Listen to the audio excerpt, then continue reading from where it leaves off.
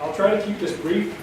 This could go on. As some of you, if you've been looking at this issue of constitutional amendment and problem big money in politics, if you've been looking at it at all, you know it's tricky. There's a lot of material to get your head wrapped around. There's a lot of sub-issues hidden underneath the main issue of the corrupting effects of this enormous money into our political process. And I'm going to just try to touch on some of the high points. And if some of you surely are well informed on this, I apologize in advance for sort of going over what might be familiar material. The outline's very straightforward. I'm going to argue that the Constitution needs to be fixed. I'm going to talk a little bit about why I believe that's so, what the consequences of it being out of whack at the moment are, and what you can do about it. Because really, I'm here to recruit. Move to Amend is a very small, shoestring organization at this point. We have affiliates all over the country, but the Albany affiliate, such as it is, consists of 3 people right now and no bank accounts. So it's not like this juggernaut that is moving down the tracks to shove out all the Koch brothers and everybody else. I don't think we're quite up to that yet. And so part of the problem is enlisting help. And what one of my colleagues called organizing an army of advocates. Because that's what this process needs. It needs advocacy. It needs powerful advocacy. It needs it from the grassroots right up to the top, right up into the Speaker of the House and the Majority Leader of the Senate and the White House. Because it's not going to happen overnight.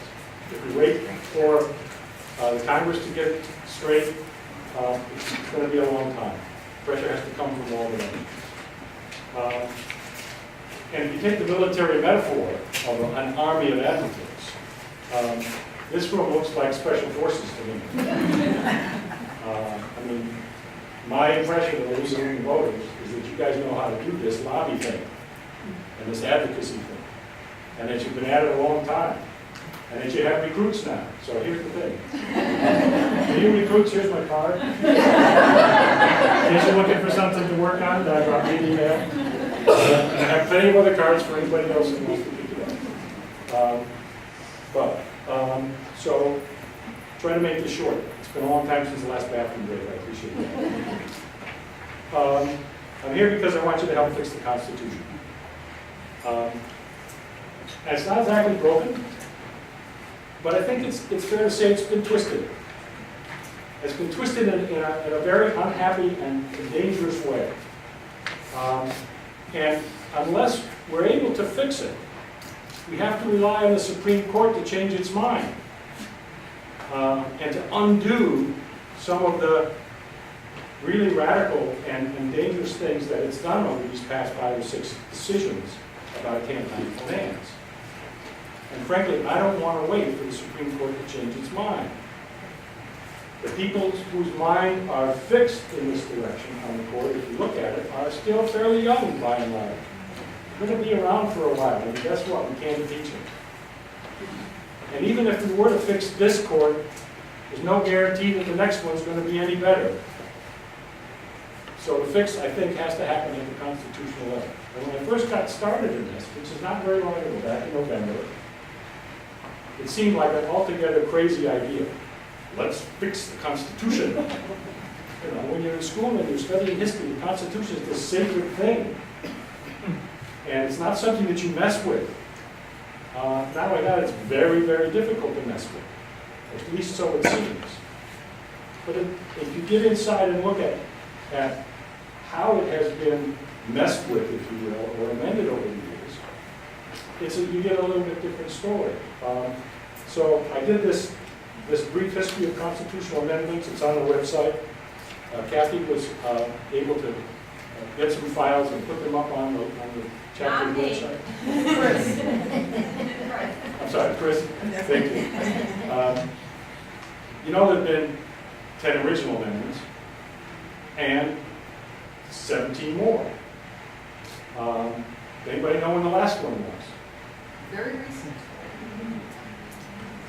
1992.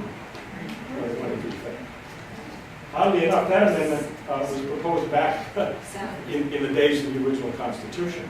It took this long to get that. But that's not, that's not the model of the way it works.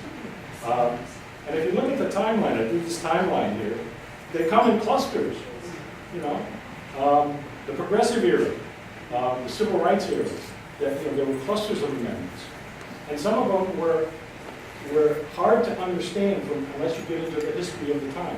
How did we get prohibition? Seriously, that was a constitutional amendment. How in the world did that happen? And then once it was there, how did it get undone? Just that story alone is worth an interesting sort of look if you want to look at some interesting history. And women's suffrage was a very long, 45-year battle between the time that the Constitution amendment was proposed and the Supreme Court finally passed. And how did that happen? How did all the men agree to that? Who agreed? How did you ever convince all of those misogynists? We didn't convince them all. Pardon? Convince them all. That's just enough. Just enough. I think it was just barely enough in some cases. So what happened to the Constitution? How did it get twisted? The Supreme Court decided in a series of decisions going back into the 90s that the Constitution said two things which, in my view, doesn't really say.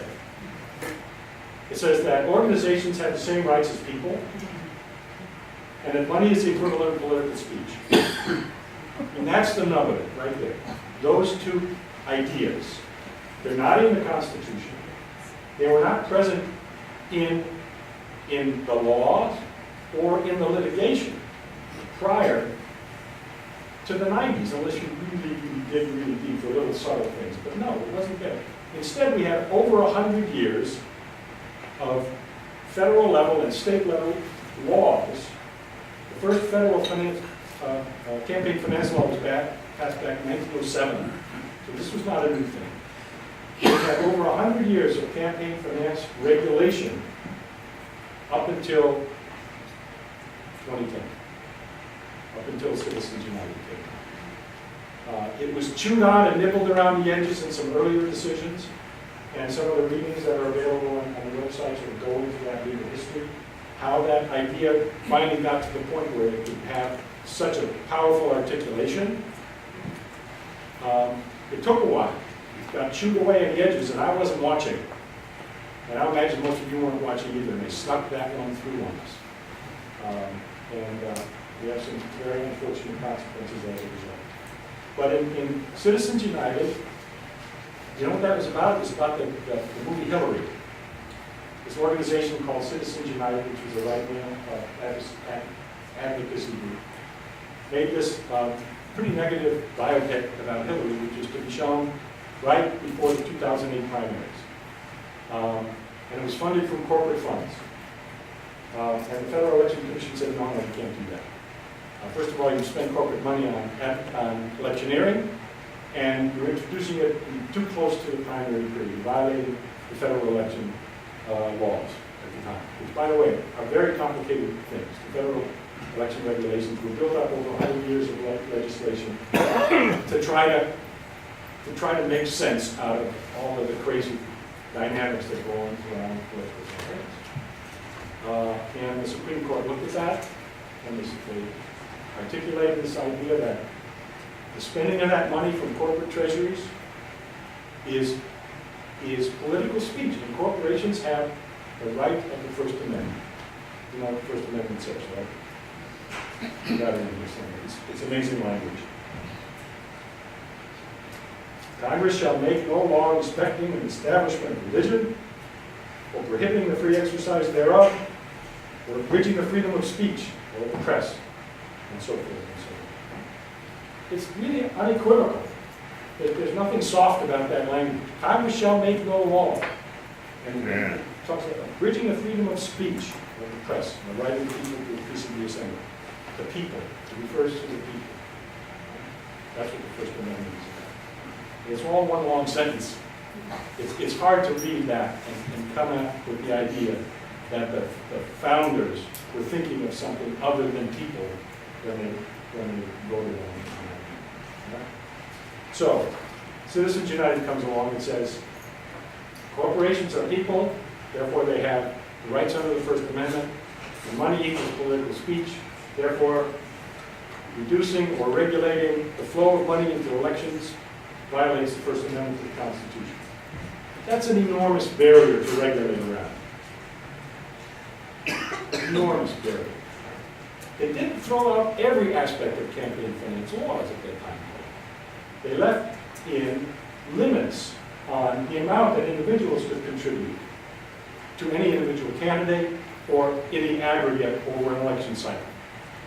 So those aspects of the federal election campaign laws remained in place after Citizens United until just this April.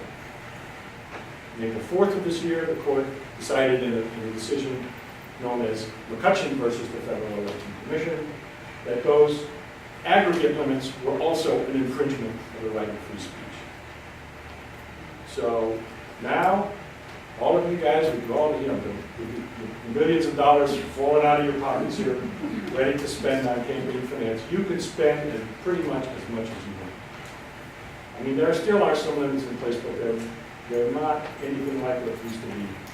And the consequences in terms of the actual flows of money into elections have been enormous. And more importantly for us in New York State and at the state and local level, the courts have now begun to apply the principles of Citizens United and McCutcheon to states. As just happened, again, this April, in Federal District Court of the Southern District of New York, a federal judge applying the principles of Citizens United and McCutcheon to New York State election finance law through it, ruled it unconstitutional. Same thing has happened in Montana and Wisconsin, as far as I know, and probably will continue to happen because the precedents are there. I mean, if you take those two ideas and you just accept them, money is speech, and organizations, corporations, unions, people, okay, you bar the doors. There's pretty much nothing that you can't do to disassemble the regulations. It was interesting. I pulled a quote out of the decision. You can tell something if you look at the law. The judge in the New York State case, in the Southern District, Judge Price, here's what he wrote. When does the act of contributing to a candidate become an attempt at corrupt influence? And whenever and however can that line be drawn? One thing is certain. Large political donations do not inspire confidence that the government in a representative democracy will do the right thing. As Justice Breyer noted in his dissenting opinion in McCutcheon, quote, corruption breaks the constitutionally necessary chain of communication between the people and their representatives. Where enough money calls the tune, the general public will not be heard. In other words, he who pays the piper calls the tune.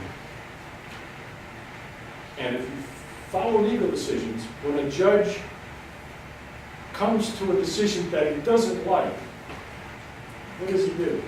He cites the dissenting opinion from the Supreme Court that covers the decision. He didn't like that decision at all. And he tried to say so in most uncertain terms. But that's really the idea. And stating it that way is really very important in the overall logic of understanding how the courts could come to the conclusion that they did. It's the distinction between what they call quid pro quo corruption and systemic corruption. Right? Consider it this way. Which casino would you rather gamble in? The one where you can pay off the employees or where the games themselves are rigged? Take your pick.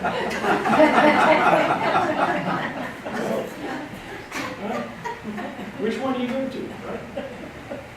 Well, what the court said was the quid pro quo corruption is illegal. Here's the money, do this for me, kind of corruption is illegal. And so regulation that controls that kind of corruption is still constitutional. But the other kind that rigs the system, Basically, they said that's okay. That's okay. So we have to live with what, in my opinion, is a corrupted system, a rigged game, because it doesn't amount to quid pro quo. And I don't know what you do about that, other than change them. So, that's what happened. What happened next? Well, I can't touch that whole, there's just some highlights. Between 2009, which is before Citizens United, and the 2012 election cycle, the amount of big money in elections increased by a factor of, take a guess, factor of, 500. no, it's not that. 10 times. 10 times. From less than 200 million to way over 1.2 billion. Just in a 3-year period. And what happened in that 3-year period? Citizens United. If you look at the graph, it's like, perhaps more importantly, the amount of money from so-called non-disclosed groups, the dark money, the money that you can't trace, you don't know where it came from, that increased threefold. And the numbers that I have on that for the 2014 election cycle are only good through April. So that doesn't really tell you what this whole 2014 election cycle is going to be. It's already up 3 times from the year before. And we haven't even gotten more than a quarter into the year. Dark money.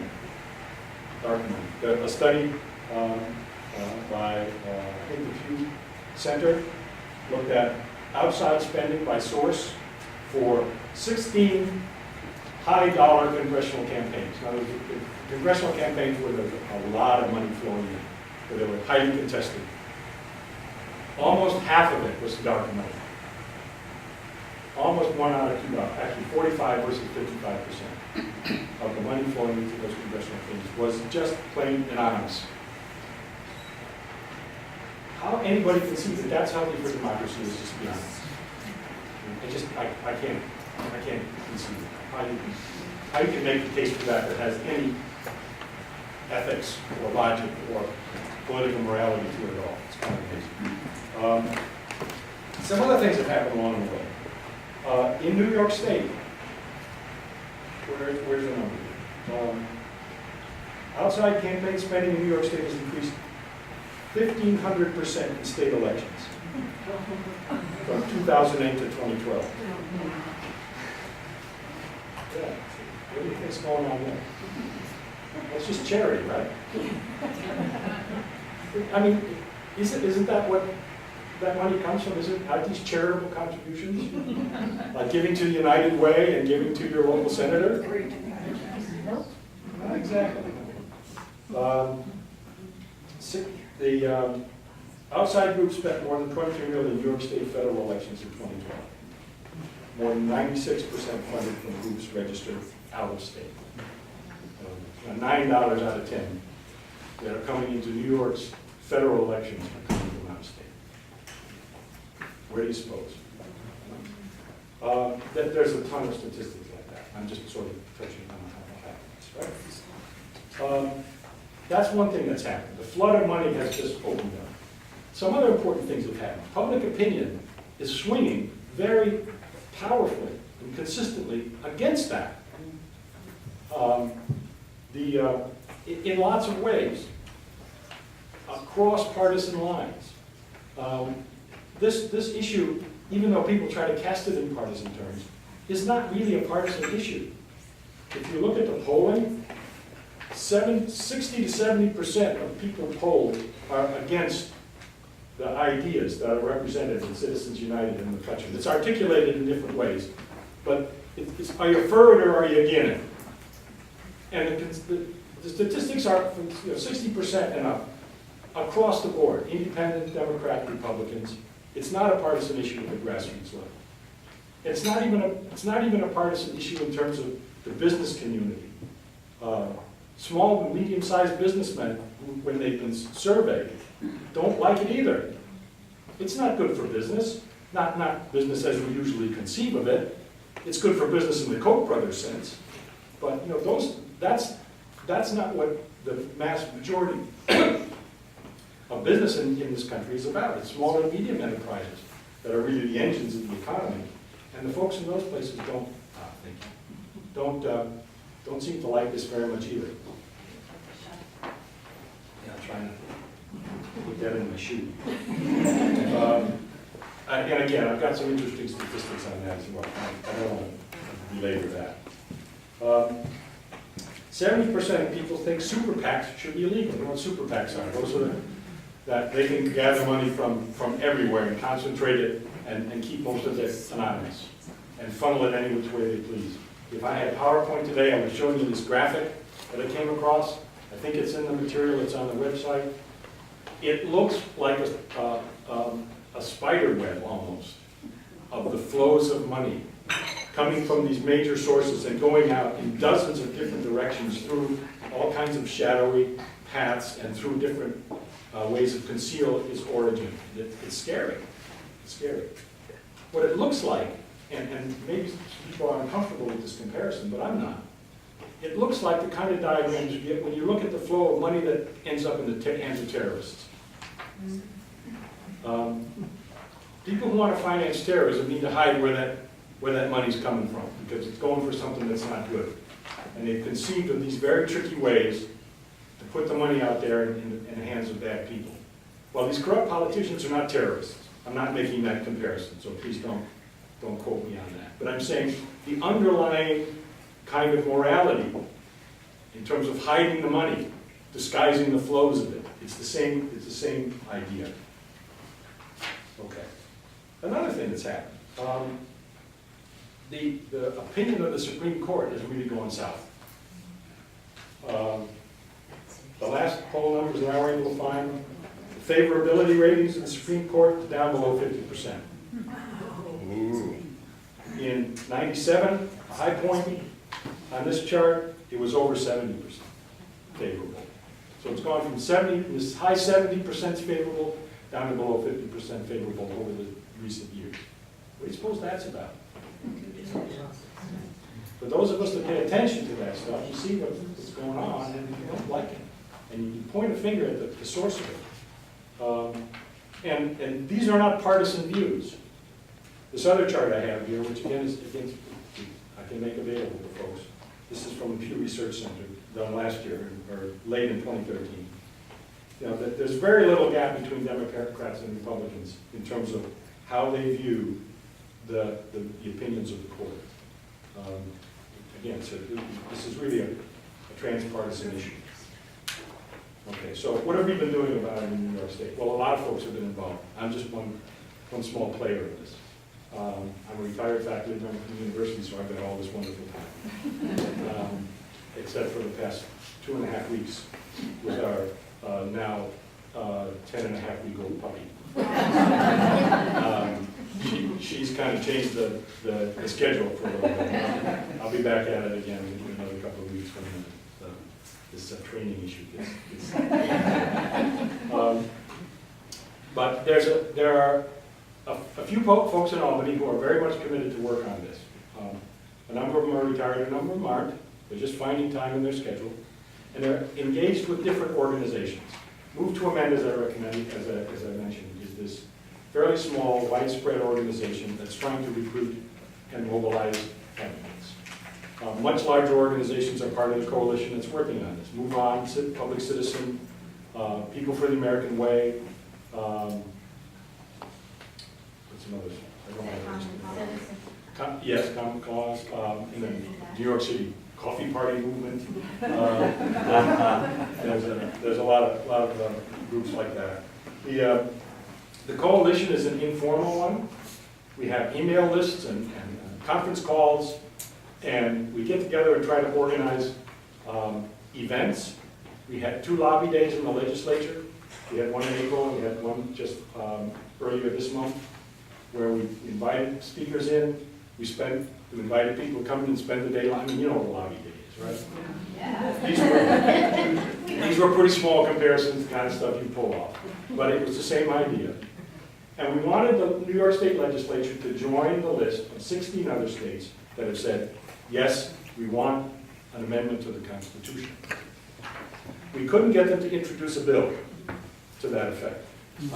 And they argued, by and large, that the legislature doesn't tell the Congress what to do. That wasn't what we asked for. We said, we're not asking you to tell the Congress what to do. We're asking you to state what your position is. But they wouldn't do it in the form of a bill, so we started a letter campaign. And we drew up a letter. Again, that letter is part of the materials that's on the website. And we lobbied to get a majority of the members of the New York State Legislature to sign off on this letter as a substitute for passing a bill. We have a majority in the Assembly signed off on it now. Ta-da! That was a big deal. And we're just 3 senators short of a majority in the Senate. And it's not over yet. We can use all the help we can get for that. There are a few Republican senators up in the north, where you folks live. And this is not over in New York State. Moreover, just getting a letter, to be able to say that the majority of the legislators in New York are in favor of a constitutional amendment is not the same as ratifying a real proposed amendment. I mean, that's the big time. But that's not ever going to happen. That's not ever going to happen unless the base of support is built to make it happen. So that when that proposed amendment comes down from the Congress, which is where it has to start, that's the way the process works. If you're going to propose an amendment, the Congress has to propose it. And a big majority of the Congress has to propose it, not simple majority, 3/4. And then that proposed amendment goes out to the states to ratify it. 3/4 of the states have to ratify it. When that happens, that's going to be a tremendous battle. What do you think is going to happen with the big money at that point? It's already happening. What do you think is going to happen? Well, those guys, they're reaching into their pockets, they're going to reach deep to head this off, because it's a big problem. If you think you've got the system by the hair, and some sort of crazy people out the grassroots there start telling you have to let go, you're going to fight it. And the only thing that's going to beat that is numbers. The only thing that beats money in the political system is numbers. It's a very simple calculus. You've either got the money or you've got the numbers. And it's organizations like the League of Women Voters that produce numbers. Mobilize, organize, lobby. You know how to do it. You've done it in the past. We need your help with that.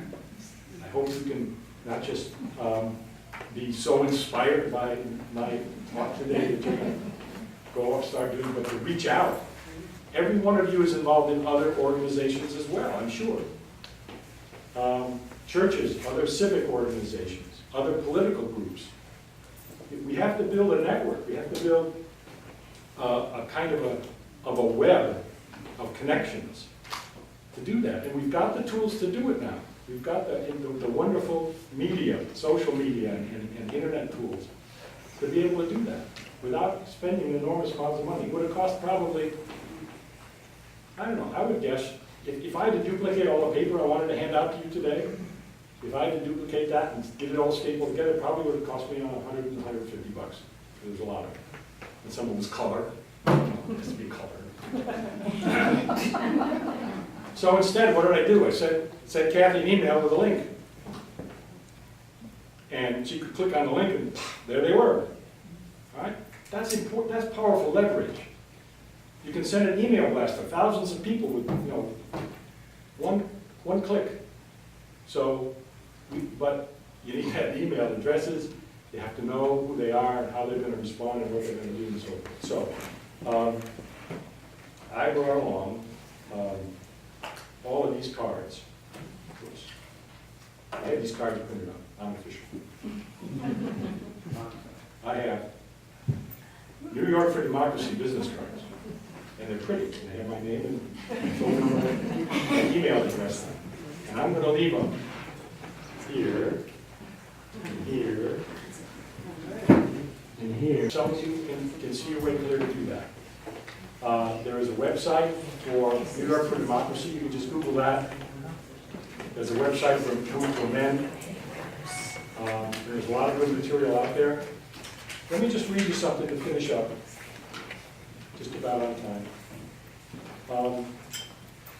This is Teddy Roosevelt's 5th annual message to the Congress on December 5th, 1905. This is not new stuff. He says, all contributions by corporations to any political committee or for any political purpose should be forbidden by law. Directors should not be permitted to use stockholders' money for such purposes. And moreover, a prohibition of this kind would be, as far as it went, an effective method for stopping the evils aimed at Incorrupt Practices Acts. Not only should both the national and several state legislatures forbid any officer of a corporation from using the money of the corporation in or about any election, but they should also forbid such use of money in connection with any legislation, save by the employment of counsel in a public manner for distinctly legal services. We first letter to the editor. Right, from the past. And the progressive era was, saw some of the most progressive work in constitutional amendments as well. So it can be done, folks. And the groundswell is building. It's probably not going to last forever. This is the kind of issue that has to be kept alive because there's always other things arguing, clamoring for attention. What are we going to do in Iraq? What are we going to do about the Ukraine? What are we going to do about, global warming, climate change? It's not the only big issue out there, but it's central to all of them. It is absolutely central to just about any political issue you can think of. So, there.